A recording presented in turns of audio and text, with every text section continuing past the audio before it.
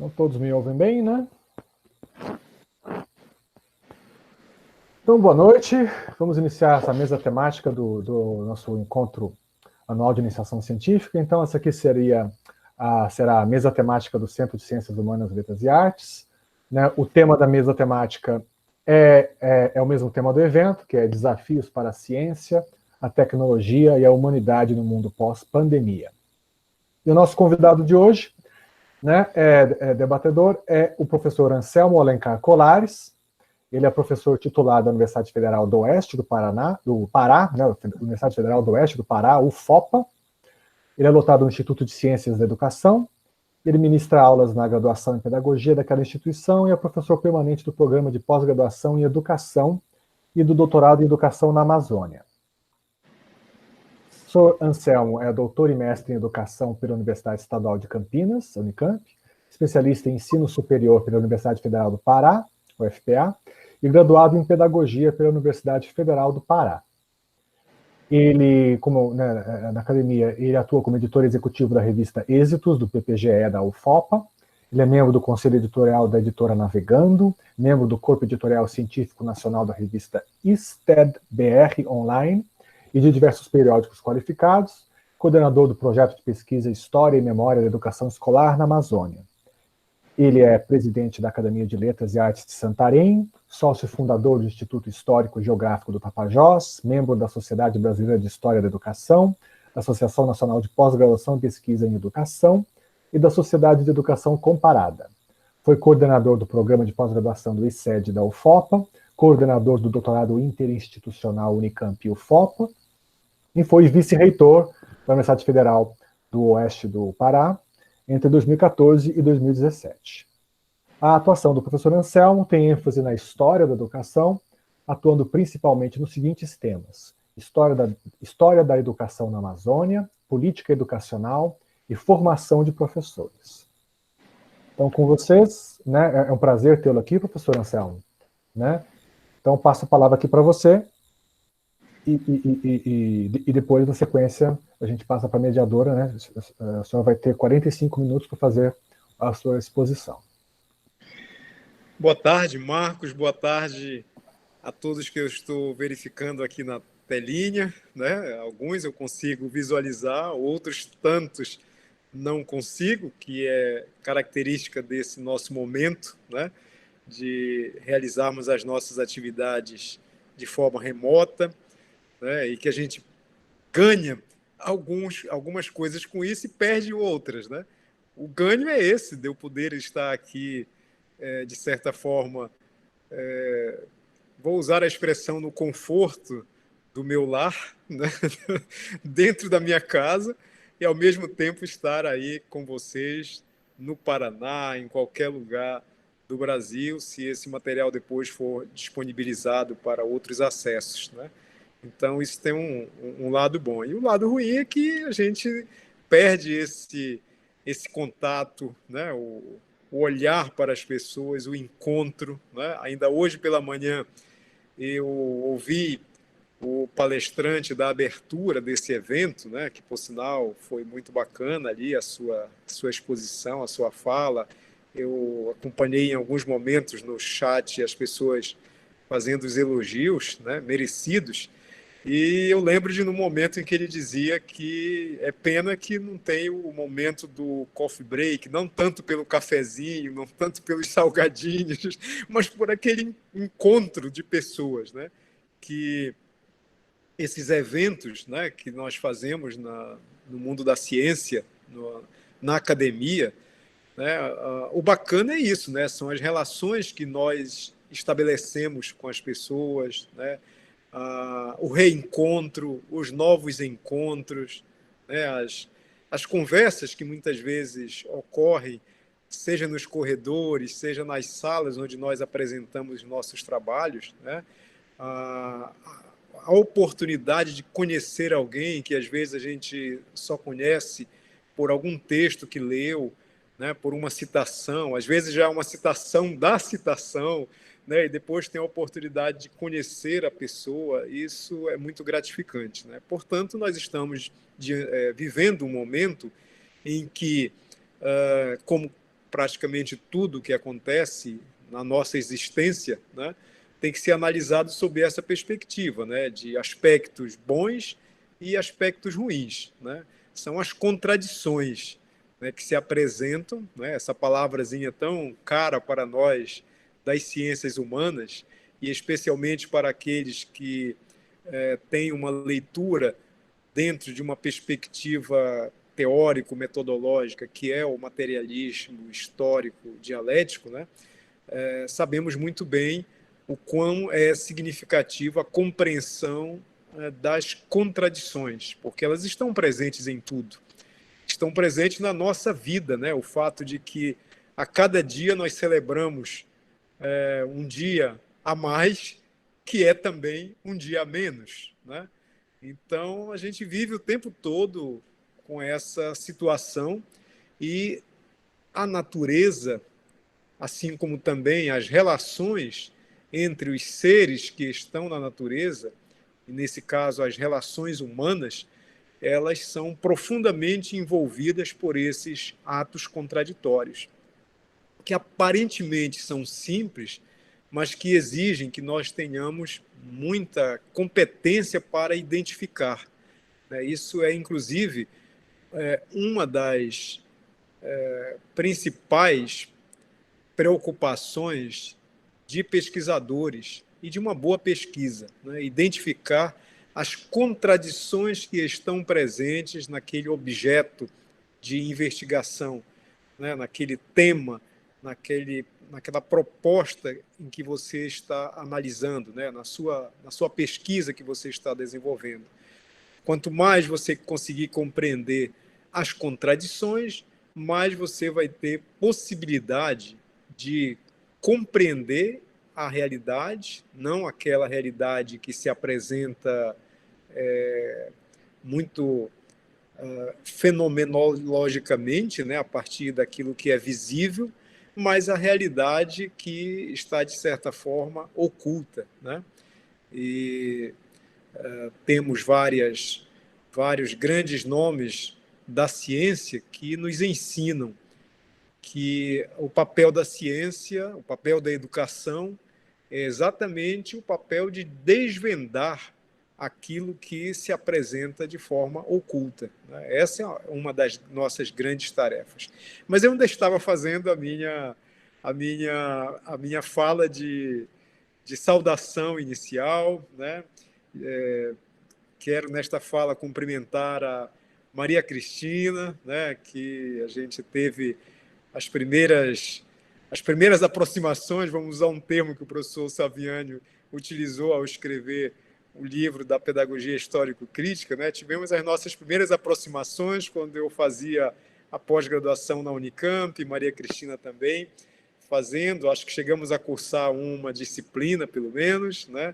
Foi muito gratificante, uma colega estudiosa, bastante dedicada, e que de lá para cá nós procuramos manter o diálogo sempre cordial, sempre respeitoso e sempre buscando crescer no campo do conhecimento. Os demais colegas, alguns eu estou visualizando, conhecendo hoje, né? A Maria Cristina, já em off aqui, estava me dizendo que e até me pedindo desculpas pelo convite muito em cima da hora, e eu não tive a oportunidade de responder isso naquele momento, Cristina, que você fazia a exposição, mas eu quero dizer para você e para quem está nos acompanhando que, de certa forma, eu já estou um pouco acostumado com isso, né? Eu já participei de muitas atividades em que precisa alguém começar. E aí é igual aluno, né, que fica assim, quando a gente distribui seminários, tem sempre os grupos querendo ser os últimos a apresentarem, né? E é preciso a gente fazer um certo estímulo para dizer quem é que é o primeiro, né? Eu já até me apresento logo para ser dos primeiros, se não o primeiro, né? Em muitas coisas eu tenho sido mais pioneiro, exatamente para poder abrir caminho, enquanto que os outros que precisam um pouco mais de tempo se preparem.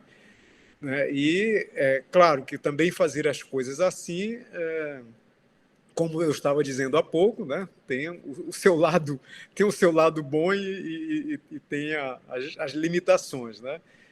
Por exemplo, eu não fiz uma exposição preparada com algum PowerPoint, com material ilustrativo da fala. Então, eu peço a compreensão de vocês, eu peço a atenção também para irem acompanhando aqui a minha exposição, que eu vou, então, fazer ela um pouco mais curta e deixar mais tempo para que a gente possa dialogar, né? Tanto com o público em geral, como com as pessoas que estão aqui na tela compartilhando comigo este momento. Tá certo assim? Podemos prosseguir dessa maneira, feita essa explicação inicial.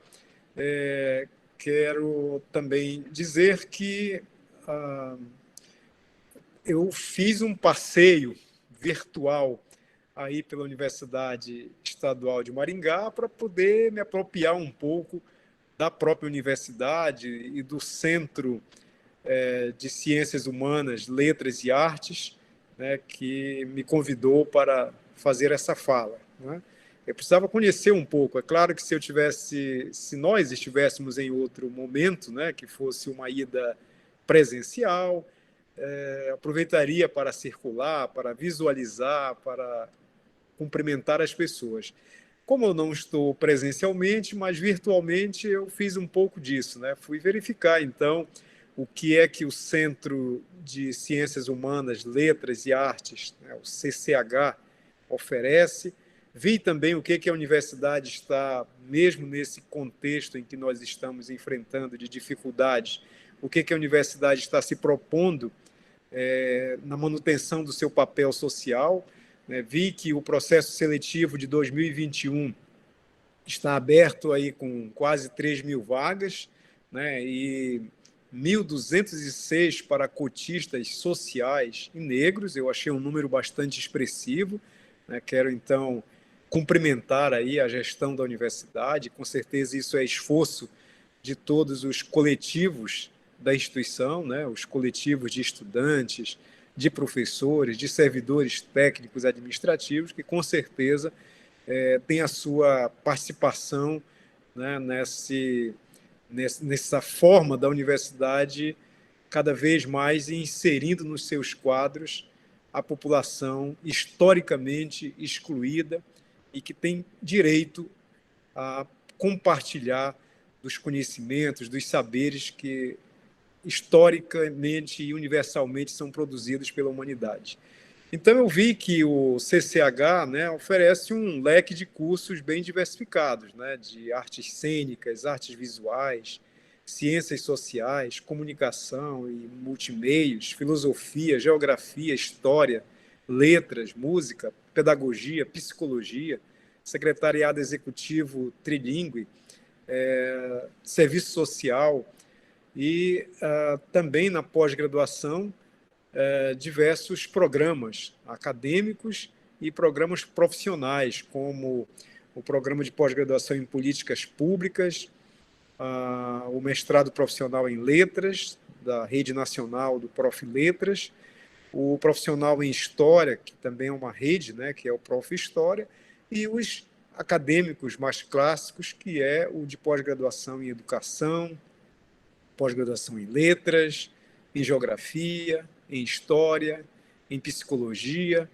em Filosofia e em Música, né? Então, eu me sinto muito honrado em ter sido convidado por esse centro que poderia ser uma universidade autônoma, dado o leque de atividades que realiza. É claro que ainda está dentro de um campo, né, de uma área do conhecimento, e pela nossa legislação, para ser universidade, teria que ter pelo menos um curso em outras 2 áreas do conhecimento. Mas há casos de universidades que, mesmo tendo cursos em 3 áreas do conhecimento, não chega a ter esse leque, né, não chega a ter essa quantidade, essa diversidade de ações que vocês realizam. Então, com certeza, estão de parabéns por isso e com muitos desafios nesse momento em que praticamente todos nós fomos surpreendidos, né?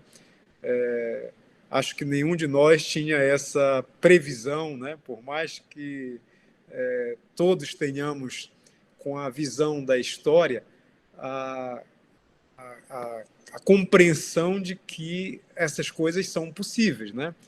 Pandemias outras já aconteceram na história da humanidade, algumas com intensidade maior ou menor, né? Então, é previsível as pandemias, mas acredito que nenhum de nós estávamos com essa expectativa, né?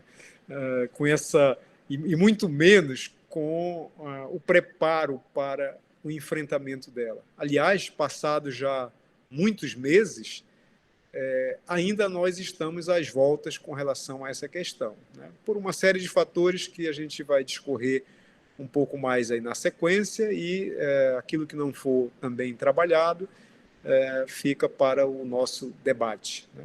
Mas ainda com relação à universidade para a qual agora estou falando, né? E aí me desculpem se são coisas que é do domínio de vocês, que vocês conhecem, mas eu precisava me apropriar um pouco, como eu disse, né?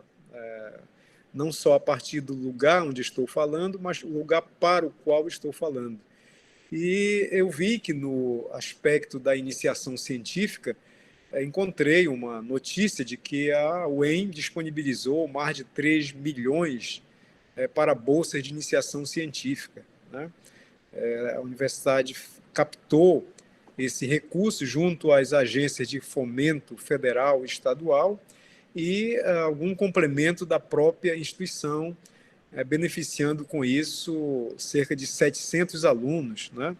Ainda hoje também eu ouvia, na abertura dessa atividade, a informação de que outros cerca de 400 alunos participam desses programas na condição de voluntários, né? Então, além dessas 700 bolsas, com mais esses 400 voluntários, a gente tem um contingente expressivo de pessoas participando, né, desse conjunto de ações que constituem a iniciação científica, que, inclusive, nos últimos anos também se estendeu para além dos muros das universidades, atingindo os estudantes do ensino médio, né, o que é muito salutar.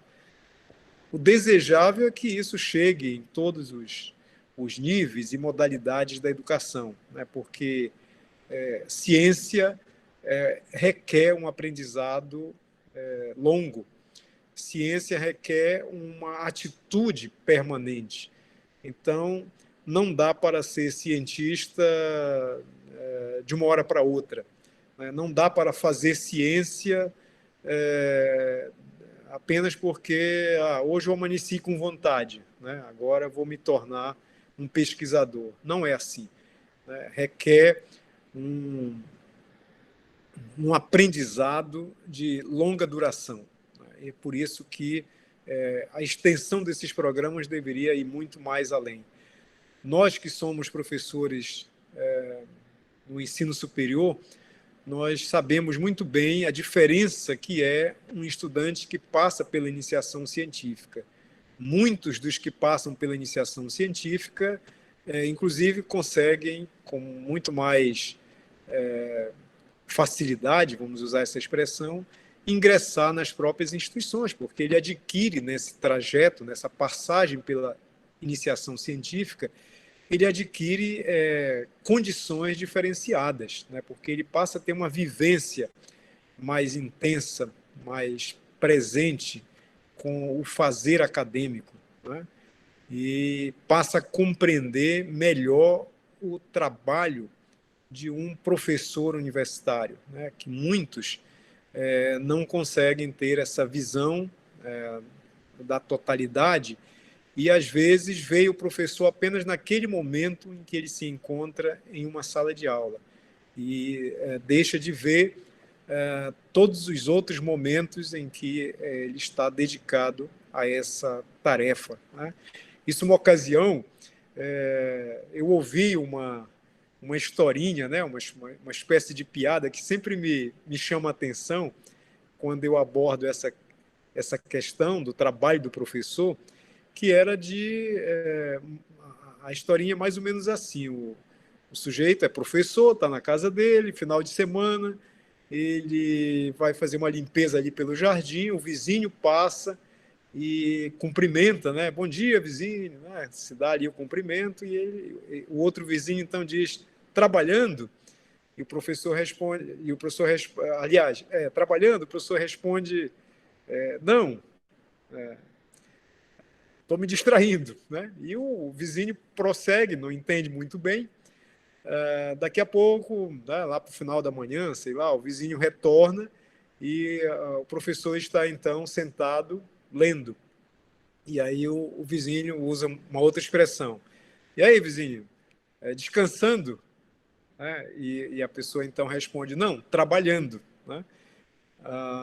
Então, essa é uma historinha para mostrar que a nossa atividade profissional é uma atividade que, às vezes, ela é pouco compreendida, né? Porque, às vezes, nós estamos fazendo coisas que, aparentemente, para outras pessoas, não estão diretamente relacionadas com o nosso ofício, com o nosso fazer educativo, com o nosso fazer pedagógico, com o nosso fazer científico, e, na verdade, elas estão. Né? Enquanto que, em outros momentos em que nós estamos fazendo as nossas tarefas científicas, acadêmicas, pode parecer aos olhos de quem não tem essa compreensão que seja uma mera distração. Então, o estudante de iniciação científica ele tem mais oportunidade de vivenciar isso, ele tem mais oportunidade de participar desse dia a dia, de um tipo de aprendizado que não se dá pelas disciplinas escolares. Né? Ninguém, praticamente nenhum de nós que nos titulamos como doutores, nós não tivemos um aprendizado de como orientar alguém. Não tem aulas sobre isso. A gente vai tendo esse aprendizado no próprio processo da atividade, nas orientações que nós vamos desenvolvendo. O aprendizado de organizar eventos, né, é um aprendizado que se obtém na medida em que nós vamos participando, nós vamos fazendo, né, um evento como este. Organizar um evento agora, nesses tempos, né, que requer outros tipos de conhecimentos, outras estruturas, nós não fomos treinados para isso. Mas, mesmo assim, a gente mete a cara e consegue realizar por conta da aplicação dos conhecimentos precedentes que nós acumulamos. Né? É por isso, então, que eu aproveito também para já fazer uma observação que gostaria que vocês estivessem muito atentos a ela e depois me cobrassem mais sobre isso. Embora o tema proposto seja de discutir a ciência, a tecnologia e as humanidades no mundo pós-pandemia, eu queria fazer aqui uma observação de que essa é uma discussão que nos remete para o mundo anterior à pandemia e para o mundo em que estamos na pandemia. Nós não podemos apenas ficar fazendo reflexões sobre o pós-pandemia sem considerar o antes e sem considerar o agora, porque os dilemas da ciência, da tecnologia, os dilemas humanos, eles já estavam postos bem antes. E eles continuam aí, agora cada vez mais intensos. Eu digo isso porque esse momento em que nós estamos vivendo, que nós podemos, então, nos situar aqui, falar do contexto em que nós estamos, ele nos remete para uma questão mais ampla, que é como a educação, como a ciência, como a tecnologia estão inseridas no mundo, no modo de produção capitalista. E cada vez mais são tratados como serviços privados, lucrativos, deixando de serem vistos ou apresentados como direito amplo e se tornando mercadoria para quem pode pagar. E isso não é uma coisa nova. Né? Isso tem base desde as sociedades divididas em classes, que surgiram na chamada Antiguidade Clássica, ali por volta de 4.000 anos antes de Cristo, né? A história da humanidade é uma história muito longínqua, né, que não temos muitas informações sobre um passado mais remoto, né? Mas as informações que nós temos a partir desse período, destas antiguidades, dessa divisão de classes sociais, já nos mostram muitas coisas que, a partir dali, elas continuam presentes na nossa história. Agora, claro que em alguns momentos isso se intensifica mais, como, por exemplo, com o advento da modernidade, né? A partir da Revolução Industrial, da Revolução Francesa, de outros processos similares que deram continuidade ao estabelecimento desse modo de produção que passou a ser hegemônico no mundo, né? Esse modo de produção que intensificou o desenvolvimento das forças produtivas, né? E que passou a dominar também a difusão das ideias, né?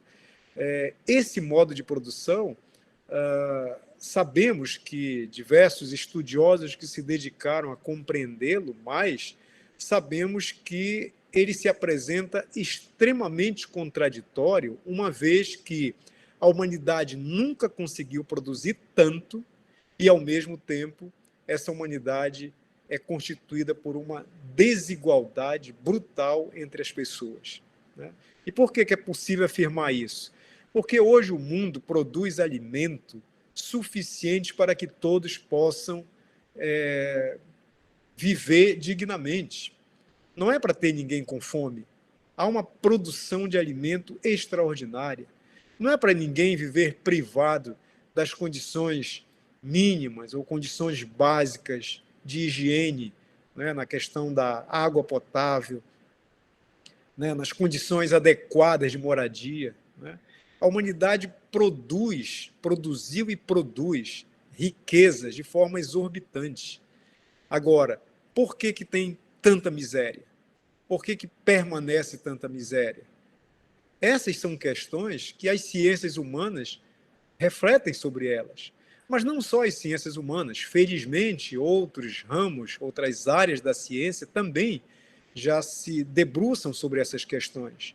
Hoje mesmo, para os que acompanharam a palestra, quem não acompanhou, eu recomendo que assista, se ela ficou disponível.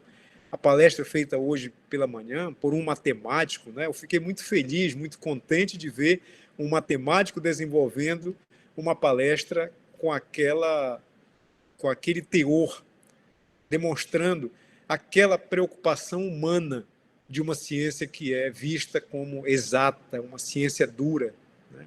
Da mesma forma como, num período em que eu estudei o curso de Direito, e eu já havia feito pedagogia, eu não tinha muito encanto com o curso. Até que eu assisti uma vez uma palestra de um jurista que conseguiu fazer a palestra sem precisar ficar citando leis e artigos e códigos, né? Mas tratando não do direito, tratando da justiça, né? E a justiça vista da sua forma mais plena, né? Ali eu me encontrei com a visão dentro de um curso de direito. Então, é muito importante que hoje outros ramos das ciências, outras áreas das ciências, as ciências duras, as ciências exatas, as ciências diversas, elas se encontrem também com as suas humanidades, né? Especialmente nesse momento em que vivemos, em que as ciências humanas estão sendo tão desprestigiadas, estão sendo vistas como empecilho para esses governos imbecis que chegaram no poder em várias partes do mundo, inclusive aqui entre nós. Então, são dilemas que nós precisamos estar atentos a eles. Eu vejo que a pandemia, essa pandemia, né, que estamos atravessando, ela deu visibilidade a muitas dessas coisas que aconteciam e acontecem de forma oculta, dissimulada, de forma mesquinha, né? Aí que aparecem as contradições às quais eu fazia referência. né? Eu vou citar aqui como um exemplo bem nosso em termos de país, aquela reunião presidencial, né, que acho que todos tiveram a possibilidade de ver, ouvir, ou pelo menos os relatos, né, de um conjunto de barbaridades, dentre os quais uma das mais expressivas foi aquela frase do ministro do Meio Ambiente, recomendando que era hora de aproveitar que as ações estavam voltadas para o medo das pessoas com relação à doença, né, a Covid-19, e exortou para que o governo aproveitasse para passar a boiada, em alusão à permissividade para com os interesses empresariais, se sobrepondo aos que lutam em defesa do bioma que garante nossa existência, né, aos defensores das humanidades de um modo geral.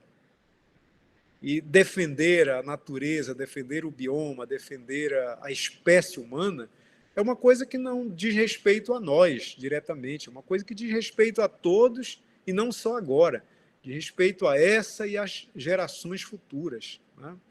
Então, fazer uma declaração daquele tipo, vamos aproveitar e passar a boiada, né, é muito duro para quem é das ciências humanas, mas de qualquer área da ciência e que efetivamente se dedica ao estudo, à pesquisa, à compreensão do mundo no sentido de transformá-lo para alguma coisa melhor, né?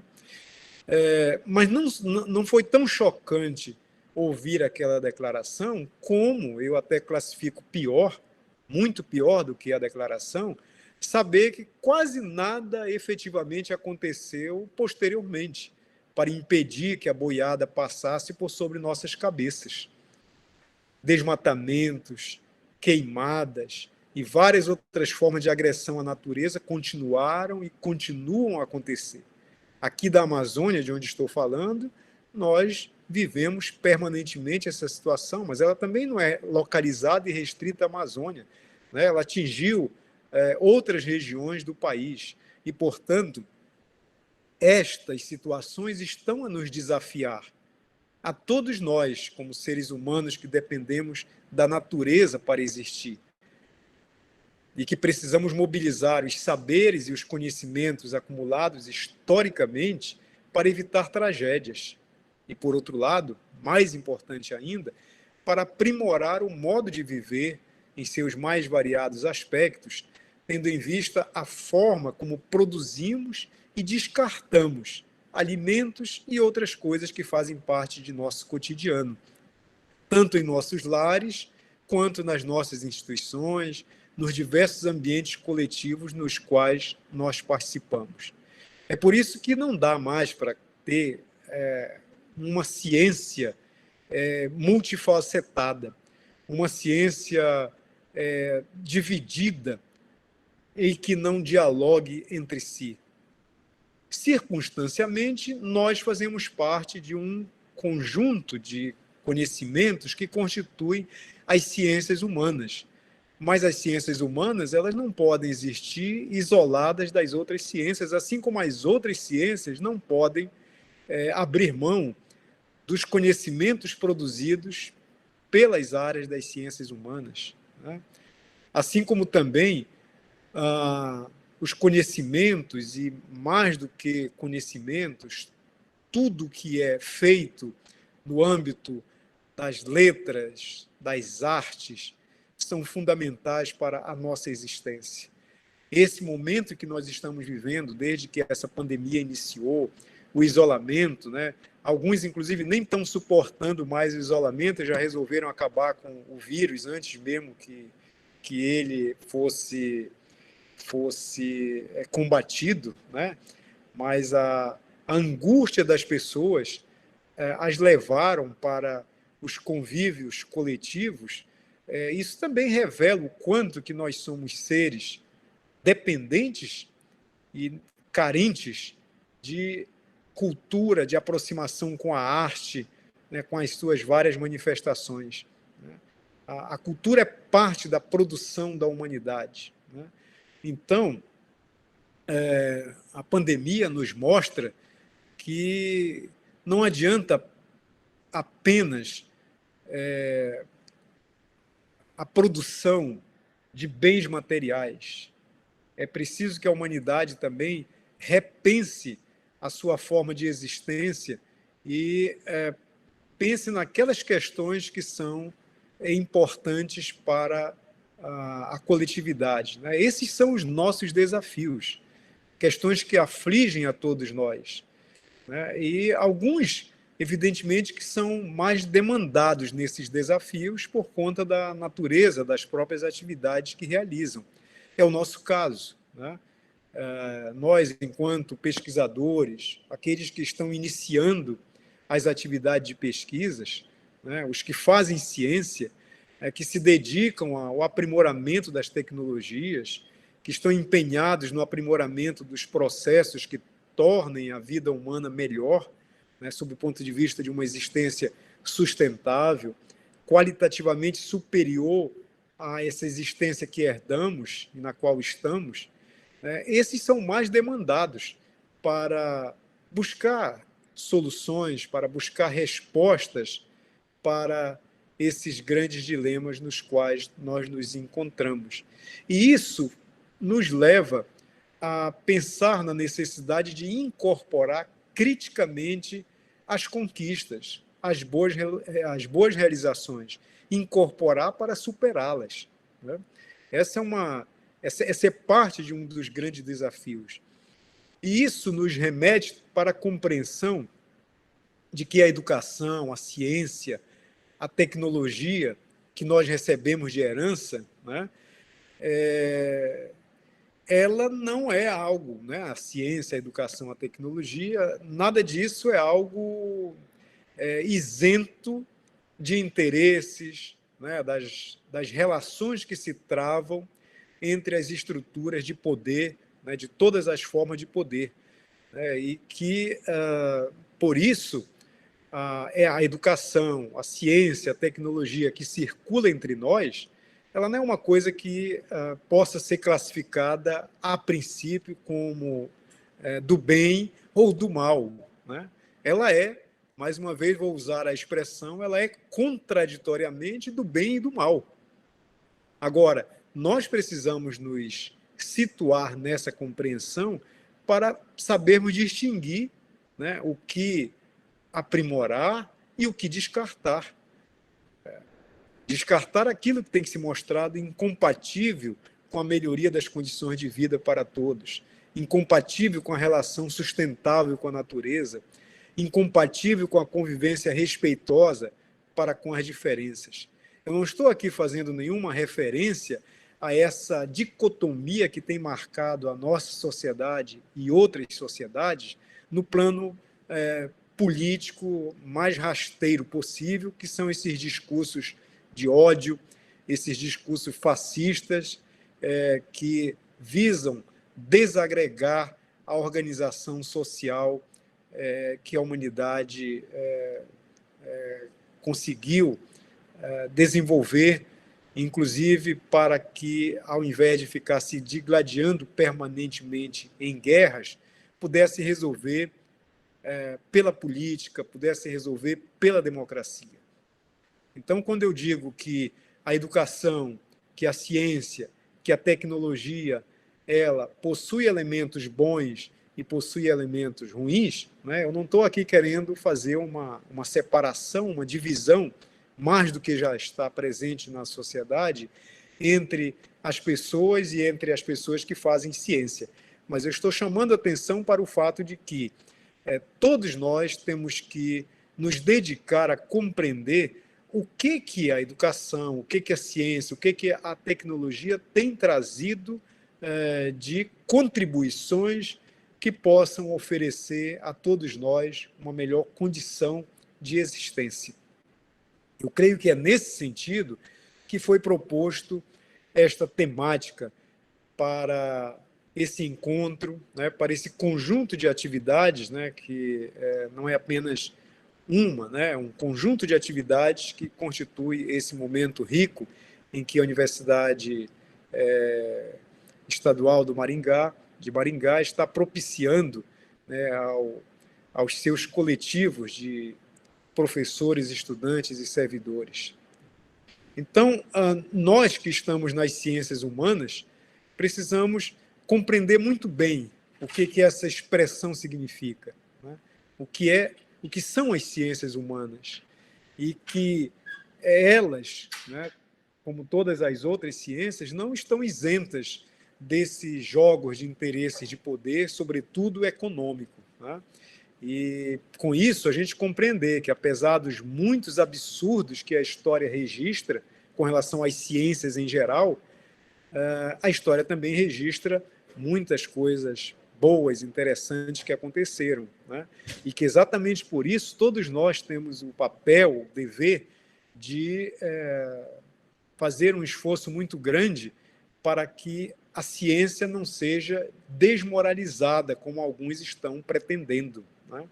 A gente está vivendo um momento tão estranho na história da humanidade que nós vemos grupos políticos, econômicos, poderosíssimos, né, que têm investido milhões em fazer com que as pessoas acreditem em tudo aquilo que constitui oposição ao conhecimento científico, né?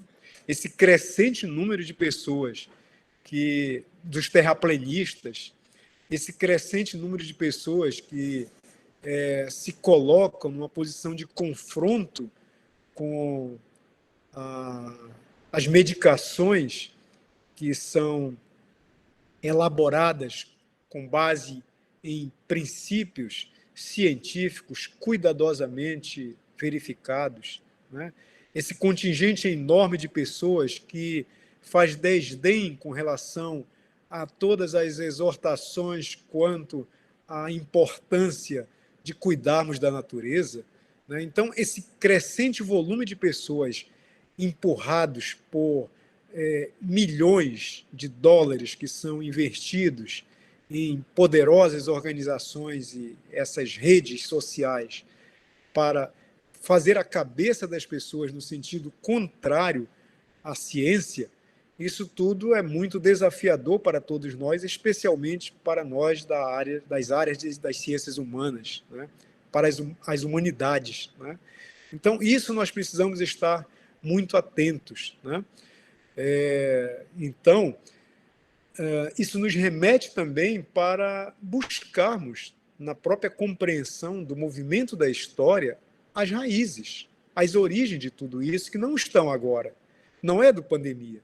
É por isso que eu chamei a atenção para aquele aspecto de que os desafios que se colocam não é os desafios após a pandemia, são desafios que já estavam postos anteriormente, desafios que estão presentes nesse momento em que a pandemia ainda está em nosso meio, mas que, é claro, que vão desembocar um pouco mais adiante, né?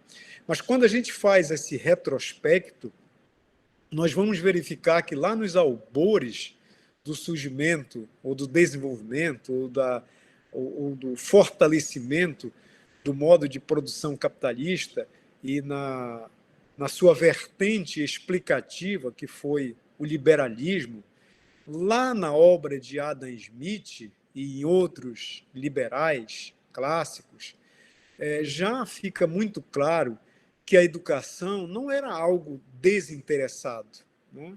Ao contrário, a educação e todas as outras atividades sociais já eram pensadas e executadas para atender interesses do processo produtivo, sob a organização do Estado e o Estado sob o controle da burguesia.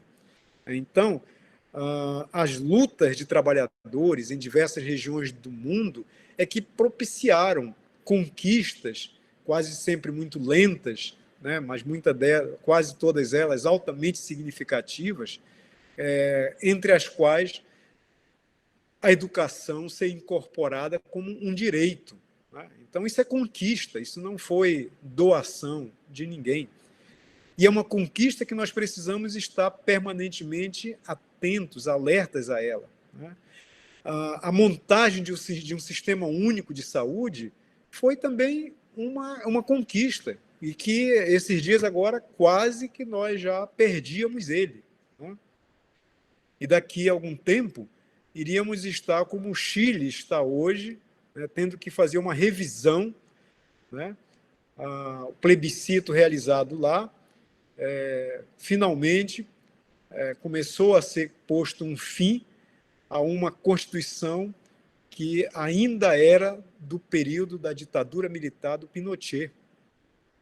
Então, o Chile foi apresentado há cerca de 30 anos atrás como sendo altamente promissor, né? Como sendo o modelo de desenvolvimento, o modelo de prosperidade econômica. 40 anos depois, mostrou totalmente o inverso. Agora, as pessoas que são das áreas das humanidades, né, os filósofos, os historiadores, enfim, todos os estudiosos que compõem esse conjunto das chamadas ciências humanas, sabiam disso, alertavam quanto a isso, né, mas não eram ouvidos, né, porque nessa ânsia, nessa ganância do desenvolvimento econômico, quem são chamados são as outras áreas que supostamente são as que são capazes de promover o desenvolvimento. Só que nós sabemos que esse desenvolvimento que o modo de produção capitalista carrega é um desenvolvimento extremamente maléfico, porque ele é um desenvolvimento sustentado na exploração sem fim dos recursos naturais, sustentado na brutal desigualdade entre as pessoas, nas privatizações, né, e nas privações dos mais necessitados, né, do acesso aos bens. E é por isso que esse é um sistema que, como já aqui fiz essa observação, é um sistema que desenvolve extremamente as forças produtivas, é um sistema capaz de produzir riquezas de uma forma extraordinária, mas, ao mesmo tempo, produz essas misérias, né? Então, nós todos, colegas aqui da área de ciências humanas, ao mesmo tempo em que sabemos que estamos sendo acuados, estamos sendo perseguidos, porque é uma forma de perseguição, retirar os recursos, né, para as nossas áreas, né, e é uma perseguição cruel, nós também, por outro lado, temos que ter a consciência, a clareza e a força de vontade para reagir, né? As notícias que nós nos deparamos, né, eu fui buscar algumas coisas também para essa minha fala, com relação à iniciação científica, com relação às pesquisas, com relação à ciência de modo geral. E o que a gente encontra de mais expressivo nas notícias nesses últimos anos? São os cortes de recursos para as instituições de ensino, especialmente as universidades públicas, e especialmente para a área de ciência e tecnologia no campo das humanidades, né? Então, isso é um momento muito marcante que nós estamos vivendo, né? As universidades, nos últimos anos, né, cerca de 2 décadas, as universidades elas avançaram bastante no atendimento àquelas populações que, historicamente, foram alijadas do acesso a esse nível de conhecimento, né?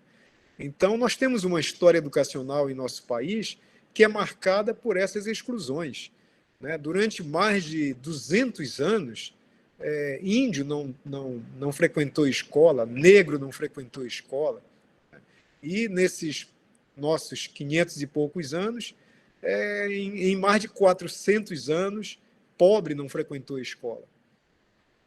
Agora, mais recentemente, que essas coisas estavam numa tendência a não ainda se aproximava de uma inversão, mas pelo menos de um crescimento no ingresso, né? Porque o primeiro momento era possibilitar pelo menos o ingresso, depois a gente estava batalhando para a permanência, né? Porque não adianta essas pessoas excluídas ingressarem nas escolas e ingressarem nas universidades e depois elas serem expulsas por não disporem de condições mínimas para que possam continuar frequentando, né? Então, havia um conjunto de políticas públicas direcionadas ao aprimoramento do ingresso e da permanência desses excluídos do conhecimento, desses excluídos das universidades, da ciência, da tecnologia, excluídos de serem humanos, né? E o que nós estamos assistindo nos últimos anos é um refluxo de tudo isso, né? E, nesse sentido, eu estava fazendo a observação de que as universidades elas foram aprimorando as formas de envolvimento dos estudantes e dos professores na produção científica, né? Aí mesmo na universidade que vocês estão, né?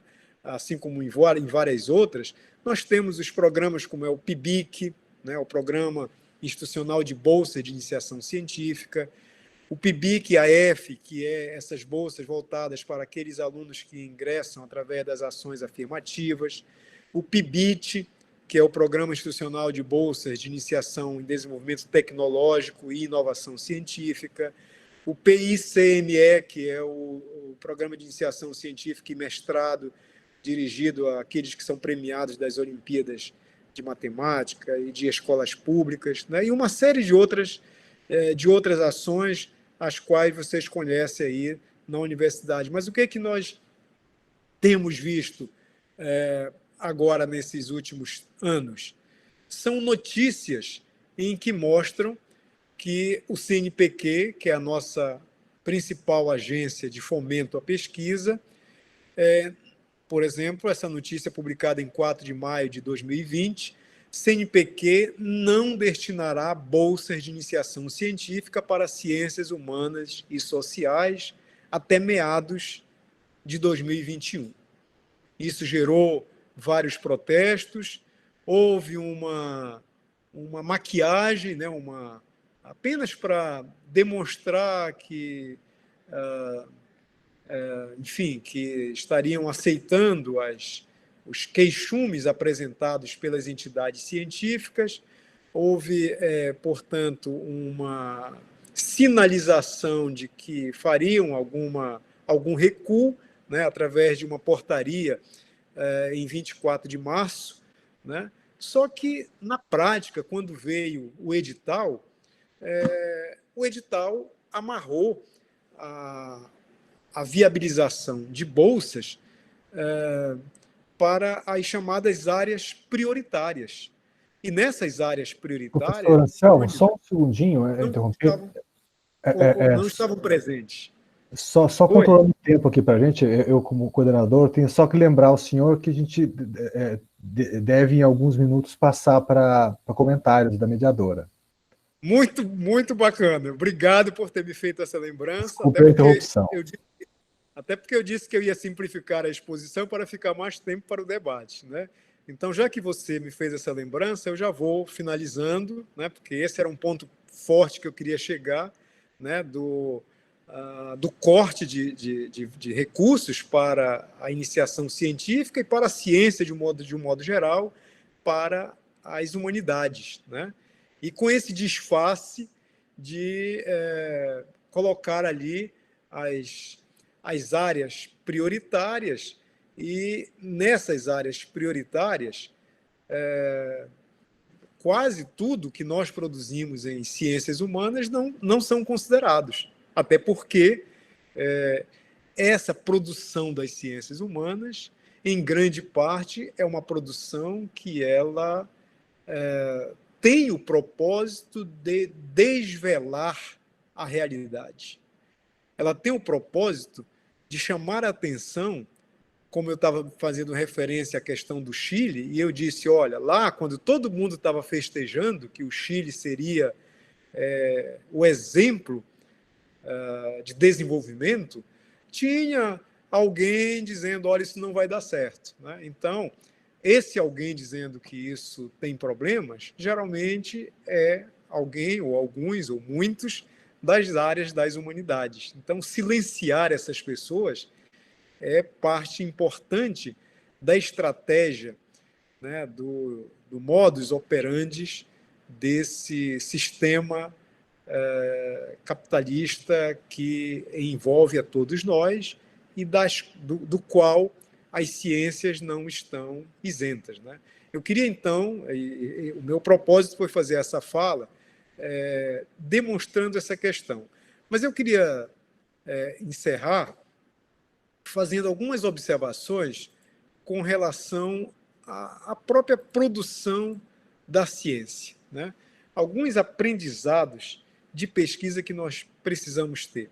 É uma fala mais direcionada para quem está iniciando a ciência. Fazer ciência sob a minha ótica, fundamentalmente, você estar atento para os problemas que estão presentes entre nós. Muitas vezes a pessoa pergunta, mas eu vou pesquisar o quê? Me dá uma dica aí do que pesquisar. Ora, você vai pesquisar aquilo que está presente na realidade concreta. Você vai pesquisar coisas que nos desafiam, problemas para os quais nós precisamos encontrar soluções. Mas a pesquisa implica em você, primeiro que tudo, compreender esses problemas. Então, você precisa, diante de uma questão que se apresenta, você precisa ter o aprendizado da problematização. O que é problematizar? É exatamente a partir daquela situação que se apresenta, você levantar perguntas que exijam que você vá buscar as respostas com estudo das situações antecedentes e também estudos alinhados com aqueles que estão buscando apresentar soluções de futuro. Então, essa combinação de passado e daquilo que está sendo projetado diante de uma situação concreta que nós estamos vivendo, que é o móvel, né, que movimenta qualquer pesquisa. Então, o fundamental para o pesquisador é a elaboração de problemas que sejam viáveis, problemas que sejam concretos, né, para que a busca das respostas a esses problemas constituam efetivamente a pesquisa. Eu fico, então, à disposição, me coloco à disposição agora dos colegas que estão aí na mediação e das pessoas que estão participando. Eu não pude ver ainda nenhuma das perguntas que foram formuladas ou que serão formuladas a partir de agora, mas, então, atendendo aí ao cumprimento do tempo, fico, portanto, a partir desse momento, disponível para a interlocução com vocês, para dialogar com vocês. Muito obrigado, professor Anselmo. Aí eu vou apresentar aqui a professora Maria Cristina, né, que vai atuar como mediadora, e eu vou recebendo as perguntas. Né, nós temos aqui realmente, para quem está usando o Google Meet, no canto direito superior tem um ícone com um triângulo, um quadrado e um círculo. E ali você vai clicar e tem perguntas e respostas, vocês podem fazer perguntas ali, né, e aí eu repasso ao professor aqui. Né, enquanto na fala da professora Maria Cristina, vocês podem fazendo perguntas e depois eu repasso aqui ao professor.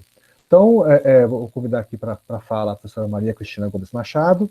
Ela é professora titular do Departamento de Fundamentos da Educação aqui da UEM desde 1990 e bolsista de produtividade e pesquisa do CNPq.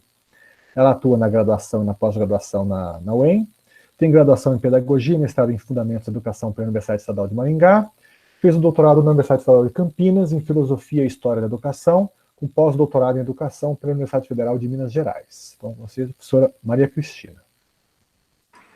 Boa noite a todos e a todas. É um imenso prazer estar nesse momento aqui assumindo essa importante função, mas é uma função no qual eu tinha 5 minutos para fazer os comentários, que é uma preparação para dar um tempo para o pessoal se organizar para fazer as perguntas. Queria agradecer a algumas pessoas, né, que participaram para a organização desse evento, a todos os membros do CABIC, em especial ao professor Christian Fausto e ao professor Marcos Bittencourt, que são meus colegas, nós somos 3 representantes do CCH nessa tarefa, né, de pensar, avaliar a iniciação científica. Acho que o professor Anselmo lembrou bem de um episódio que nos desestabilizou no início desse ano, foi um momento muito tenso na universidade, porque a gente já estava com o edital aberto para distribuição de bolsas de iniciação científica, quando saiu o documento, né, da CAPES e do CNPq, restringindo, né, a distribuição de bolsas e elencando algumas áreas prioritárias, mas nós temos um CABIC muito solidário, rapidamente a gente se reuniu, discutimos entre nós que ninguém iria ser prejudicado por uma política tão controversa como essa que se coloca no cenário nacional e até uma tendência, né, internacional. Agradeço imensamente ao Marcos e ao Christian, com quem a gente tem que conversar e distribuído as tarefas àqueles que participaram do processo de seleção. O nosso centro é um centro relativamente grande, ainda com uma pouca participação, né, dos professores no programa de iniciação científica. A gente sempre espera que tenhamos mais projetos concorrendo para a gente qualificar melhor. E a Ana Cristina, a toda a equipe da PPG, na pessoa do professor Clóvis e Cótica, que organizaram, né, esse evento, né, que é um desafio em tempos de pandemia, num formato totalmente diferente, que a gente, de forma que nós não temos como prever todos os problemas que possam acontecer. Eu já estou ali enumerando algumas coisas. O professor Francisco Ferraz, esse ano, vai ter mais trabalho, porque é muito diferente daquilo que nós estamos acostumados, e somos impelidos por uma questão de humanidade. Para resistirmos enquanto sociedade, é preciso que a gente se isole, né? E aí, acho muito importante, professor Anselmo, os pontos que você elencou, né, que eu concordo bastante, e mesmo porque você mesmo no início da nossa conversa já disse, né, que nós somos colegas de longa data.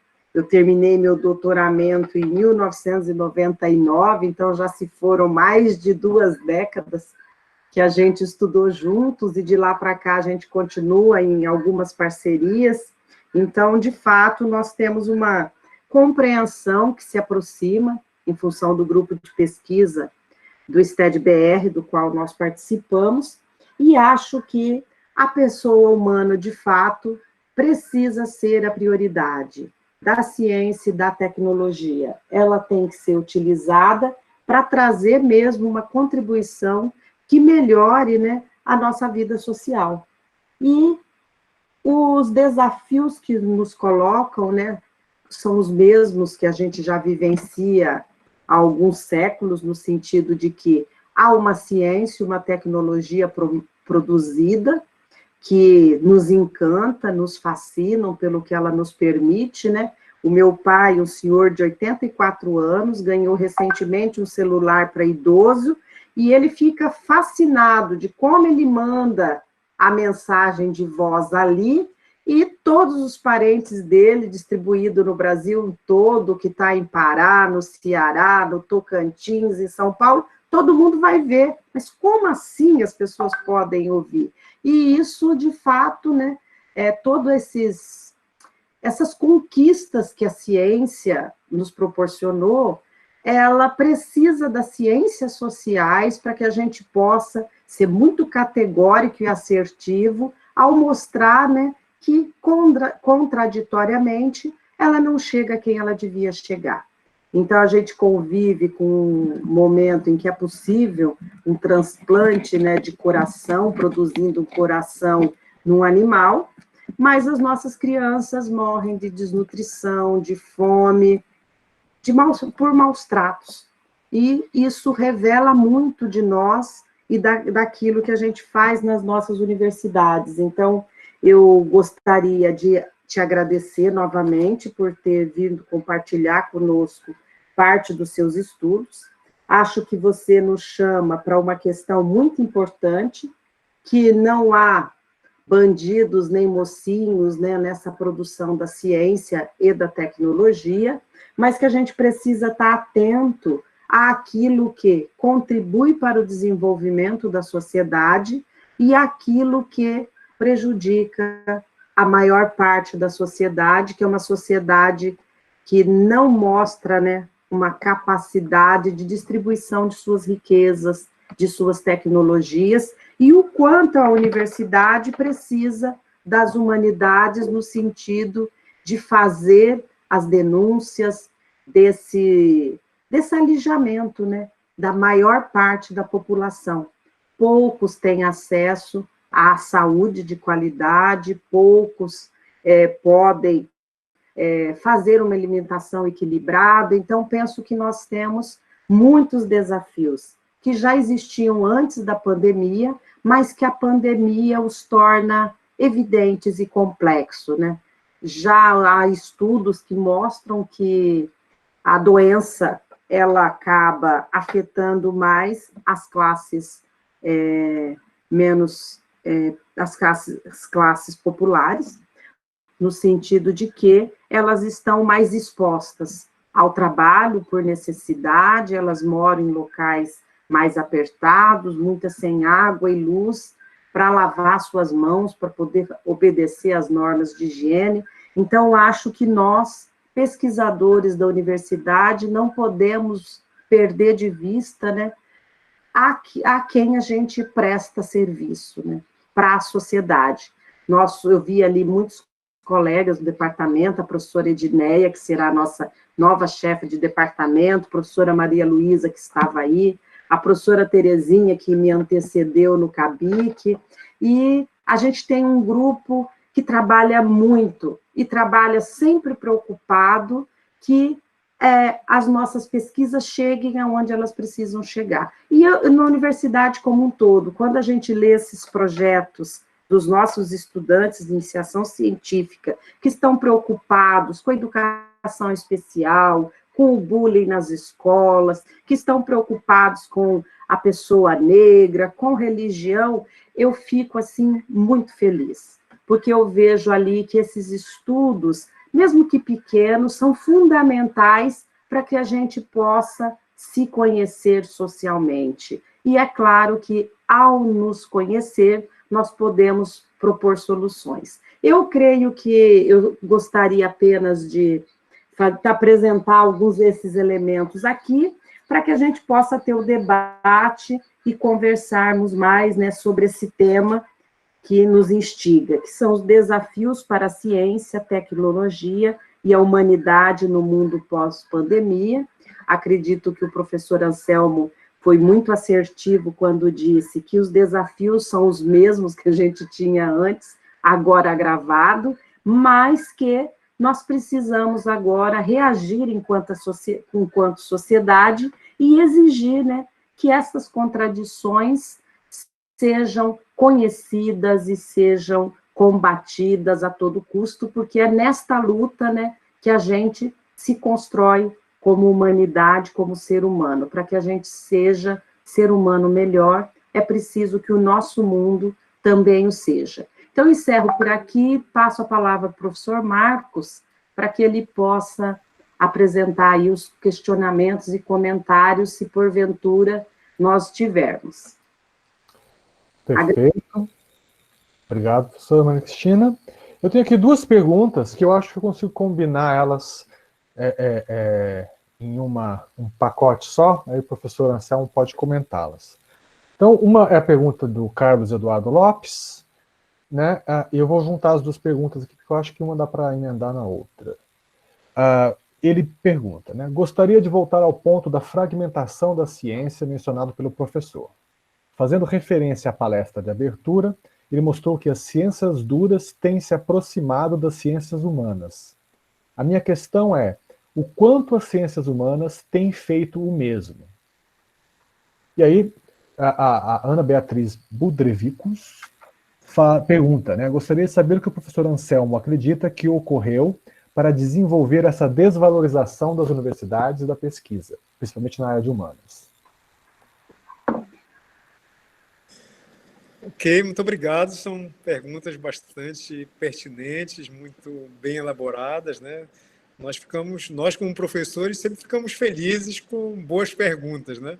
Ao mesmo tempo em que ficamos também com aquele receio, será que vou conseguir responder? Né? Mas só o fato da pergunta ser bem elaborada já é muito gratificante, né?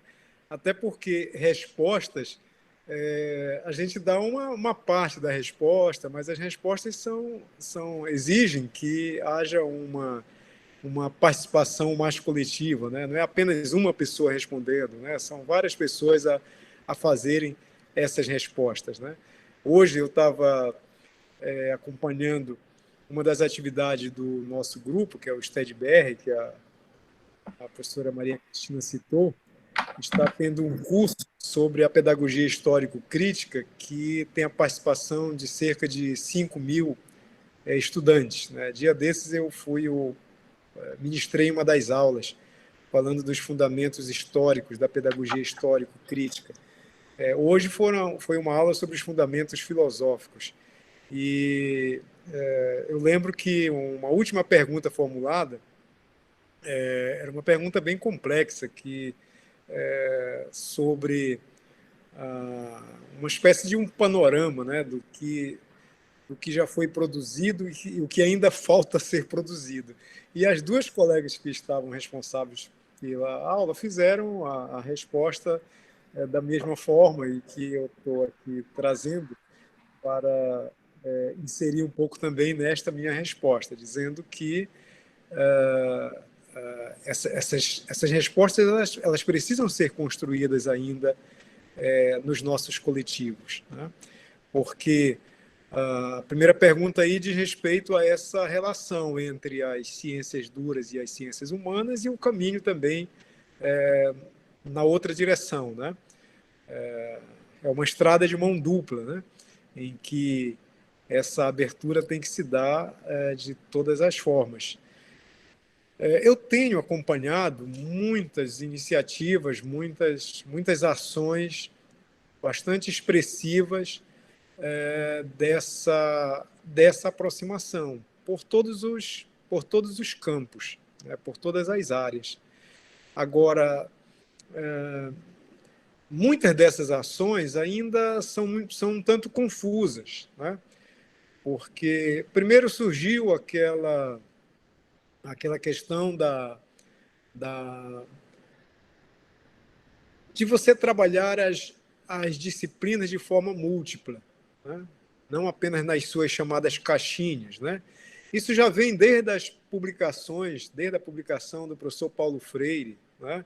Chamando atenção para o tipo de educação que marcou a nossa história, né? Que essa educação compartimentada, né? Como se na nossa cabeça tivesse as várias caixinhas aqui da geografia, da história, da matemática, e o professor entra na sala de aula, olha, agora eu vou abrir aqui a caixinha da história, né?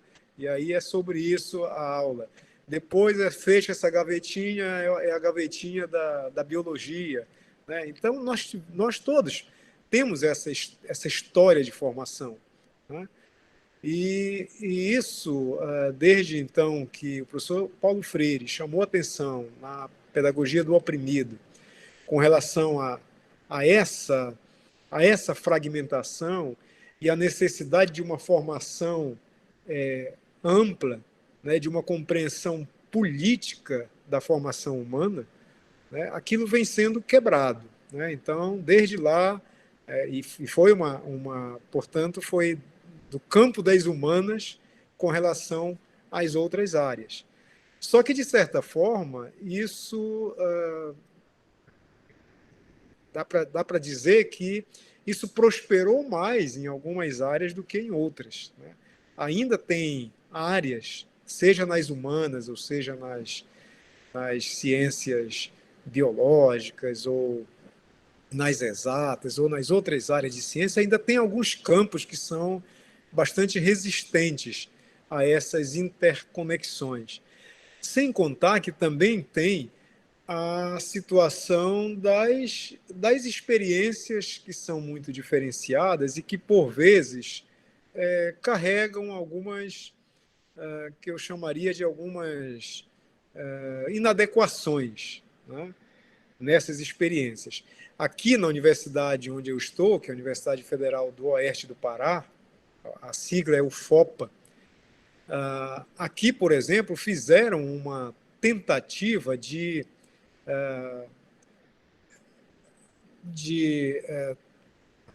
fazer a interdisciplinaridade quase que ao máximo, de maneira que o aluno ingressava na universidade sem ingressar em nenhum curso.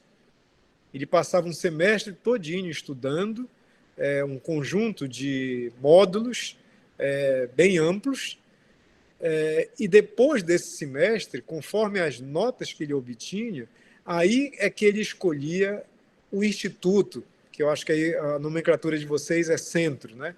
Então, assim, ele entrava para a universidade, estudava, todo mundo estudava a mesma coisa por um semestre, e depois desse semestre é que ele ia entrar para o instituto ou para o centro, se fosse no caso de vocês. E só no final do ano, depois de mais um semestre, conforme também o ranking das notas, é que ele teria o direito de escolher, então, o curso. E isso causou problemas seríssimos, porque do primeiro para o segundo semestre, muitos institutos, que seria o caso dos centros de vocês, começaram a ser preteridos, né? Aqueles alunos de melhor nota escolhiam o instituto, sei lá, de ciências jurídicas, o instituto de engenharia, e as nossas áreas de licenciatura, de humanidades, foram se esvaziando, né? E vinha o que a gente pode aqui meio que pejorativamente falar de aqueles que não tinham mais opções de escolha que vinham para essas áreas. E mais ainda quando chegavam no semestre seguinte para escolher o curso.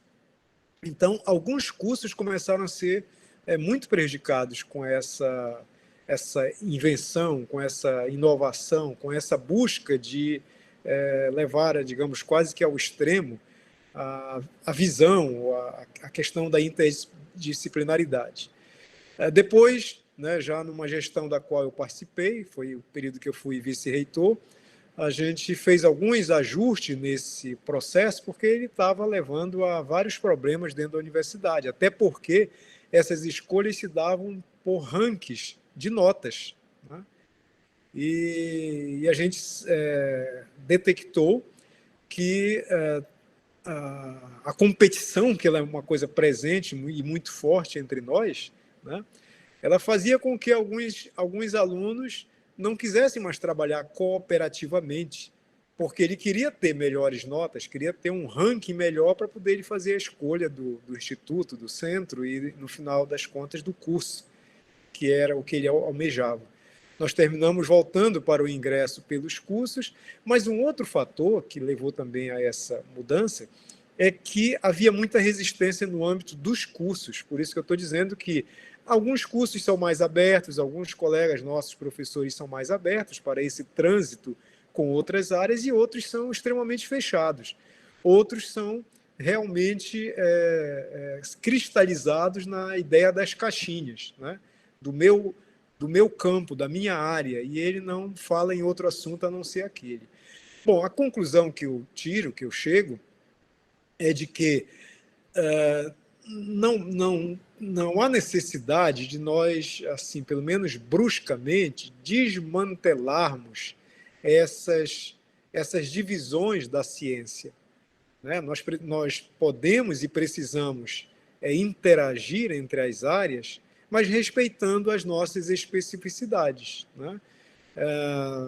Pode continuar existindo os cursos como eles são, continuar existindo as áreas como elas existem, mas é preciso que haja trânsito entre essas áreas e trânsito entre esses cursos. Só que isso é uma questão de atitude, não é uma questão que a gente vai fazer por decreto, não é uma a interdisciplinaridade ou a transdisciplinaridade, outros conceitos que surgiram posteriormente, eles não vão acontecer por uma imposição. Eles têm que ser por adesão. Eles têm que ser a partir da compreensão da importância desta abertura, né? De entendermos que, olha, se eu fizer leituras de outros campos, se eu procurar saber o que os colegas de outros campos estão fazendo, eu posso melhorar a minha própria atividade, a minha própria formação, né? Então, essa atitude, essa predisposição de ir ao encontro e também permitir que as outras áreas estejam nesse diálogo, eu considero que seja esse o caminho para que a gente possa ir, no próprio percurso dessa caminhada, a gente possa ir aprimorando, né, e possa ir ampliando esses trânsitos, né, sem que a gente perca a nossa identidade, né, agora, sem também ficar fechado naquilo que cada um faz. Eram duas perguntas, eu acho que eu terminei falando mais dessa primeira pergunta, que foi como é que a área de humanas tem também saído para dialogar com as outras. Eu queria que o colega me lembrasse da outra questão, não sei se na minha resposta eu já contemplei. Então, professor Anselmo, a pergunta é o que o senhor acredita que ocorreu para desenvolver essa desvalorização das universidades da pesquisa, principalmente na área de humanas? Ah, sim. Tá, em parte... Ô, Anselmo, desculpa, antes que você responda, eu já ia pedir para você que você já fizesse o encerramento da sua fala, que 7h30 nós precisamos fechar o chat, fechar a nossa conversa, tá bem? Aí acho que você já pode ir respondendo e já fazendo o encerramento. O que você acha, Marcos? É isso mesmo, é isso que eu ia sugerir mesmo. Ai, obrigada. Tá bom.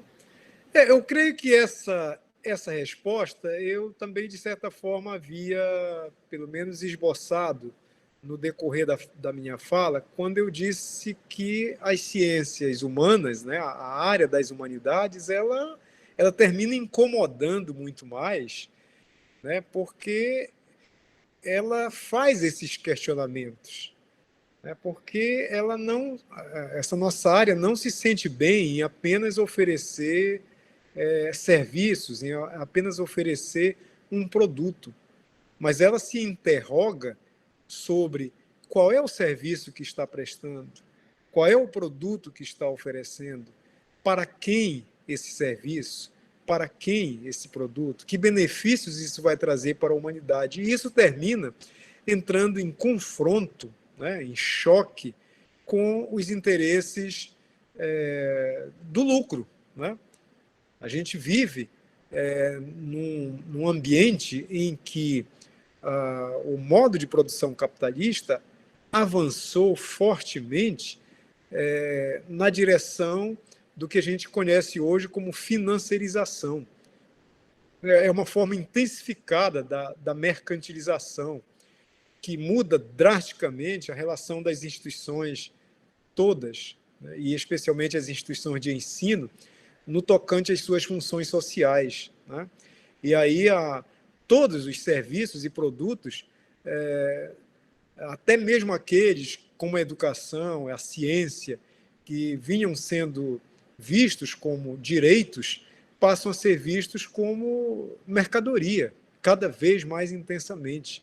Então, aquela educação, aquela ciência, né, pública, universal, laica, gratuita, socialmente reverenciada, de qualidade, né, aquilo que se almejava desde a primeira infância até a pós-graduação, isso tudo vem sendo disputado pelos mercados, né, que, de certa forma, a área da educação, a área da ciência, das tecnologias, é um grande filão para esses grandes empreendimentos, né? Então, por isso que, a meu ver, nós estamos vivendo esse momento de intensa disputa, né? E nessa correlação de forças, a nossa posição ela é bastante fragilizada, né? Enquanto a gente faz uma conversa desse tipo aqui, e várias outras com essa característica, enquanto a gente consegue reunir 30, 50, 100 pessoas, quando a gente reúne 1.000, nós ficamos super felizes, né? Pelo contingente que nós atingimos, mas quantos milhões são atingidos pelo outro lado do discurso? Né? Pelo discurso do individualismo, pelo discurso da facilitação das coisas pelo processo de compra e venda, né? Pela ilusão de que todo mundo venha a se tornar empresário, de que todo mundo venha a se tornar empreendedor, de que todo mundo possa ter o seu próprio negócio, né? A questão da uberização que nós estamos assistindo, né? Então, são esses dilemas que se apresentam e que fazem com que a nossa área das humanas, né, que é a área que mais se apresenta com a qualificação, né, com o preparo para fazer esses protestos, para alimentar essas situações, apoiadas, é claro, também pelos colegas das outras áreas, como eu disse, do colega da matemática, colocando os seus conhecimentos a serviço dessa reflexão, né? Quando nós somos apoiados pelas outras áreas, mas aí as humanas elas têm um papel preponderante, então elas são confronto a essa situação do mercado que nos envolve, né? Então, eu queria então fazer a conclusão desta minha participação, agradecendo ao convite que me foi formulado, agradecendo a atenção de vocês, me colocando à disposição para outros momentos de diálogo, independente de ser assim nesse formato, né? Hoje isso é possível, a gente participar de uma aula. Já outro dia o Marco, né, o colega Marcos, não é esse Marcos que eu estou vendo aqui, é um outro Marcos que foi que é do nosso grupo de pesquisa também aí da Unicamp. Acho que o Marcos está aí com vocês, não é? Também na pós-graduação. Outro dia ele me convidou. Professor Marco Antônio. Marco Antônio, outro dia eu estive numa sala de aula de pós-graduação com ele, né? Então, eu fico aqui à disposição, assim como eu gostaria de poder contar com qualquer um, com todos vocês aqui, para a gente estreitar esses nossos diálogos norte e sul, né? esses diálogos aí desse paísão imenso, né? Esse país continental que nós somos, né? E compartilhar também das nossas pesquisas. Hoje, praticamente, eu não falei das pesquisas que venho desenvolvendo, né? Mas que elas estão aí nas publicações. Eu queria, só nesse encerramento, pedir também que vocês conheçam a nossa revista do nosso programa de pós-graduação aqui, que é a revista Êxitos. É só colocar no Google aí esse nome, Revista Êxitos. Conheçam a revista, tanto para ter acesso às publicações, como também para enviar trabalhos, para que a gente possa ter esses intercâmbios, né? Então é isso. A gente espera ter contribuído. Eu preparei muito mais coisas aqui, mas terminei.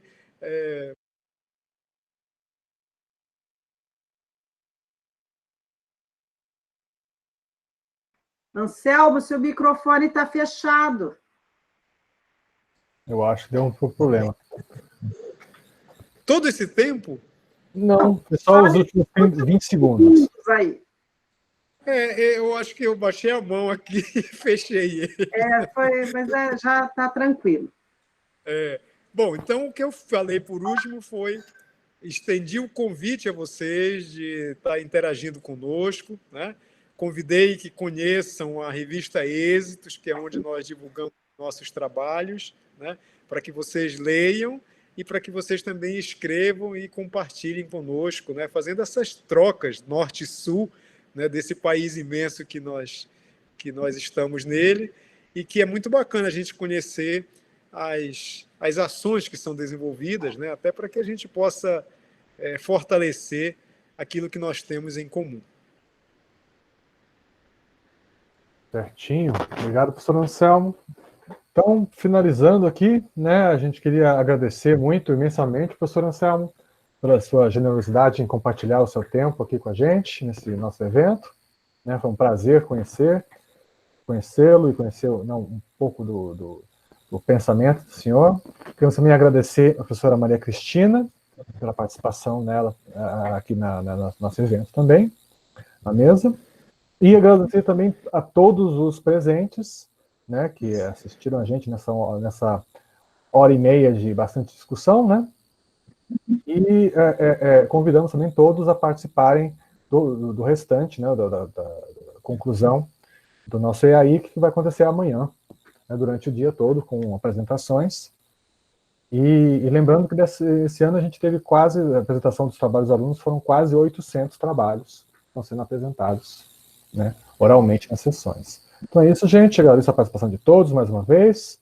Abraços a todos e uma boa noite para todos. Boa noite, professor Anselmo. Muito obrigado mais uma vez.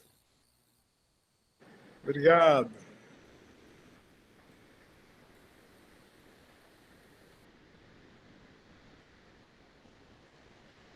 Podíamos interromper a gravação para a gente agora conversar. É o momento dos bastidores.